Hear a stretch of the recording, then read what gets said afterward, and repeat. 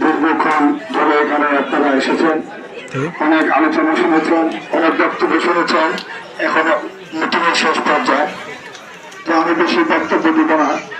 আজকে এই সদস্য অনুষ্ঠানে উপস্থিত আছেন অনেক বিএনপির সম্মানিত নেতাকর্মীবৃন্দরা। আমি সবার নাম মিলিয়ে অনেক সময় লাগবে, তাদের দুইজনের নাম নেই। আমাদের 14 নম্বরের সভাপতি আছেন এবং আমাদের সমন্বয় মোহাম্মদ নাসিমুল্লাহ সাহেব আছেন, আমার বড় ভাই আজিজ ভাই আছেন, আরো অনেক মুরব্বীরা আছেন, অনেক নেতা, আমার মিজান ভাই আছেন। উনি আমাদের সবসময় বন্ধুর মতো আমার সাথে চলাফেরা, এবং মিজান ভাই অনেক যোগাযোগ করে আমার সাথে।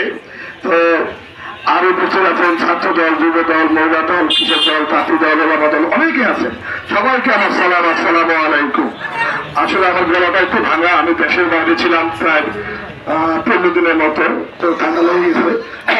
তো আমিও শুধু একটা কথা বলবো যে আপনারা দীর্ঘ 15 বছর ধান চাষ করছেন, ধান ঘরে আনবেন বলে, কিন্তু যে কোনো ঘূর্ণিঝড়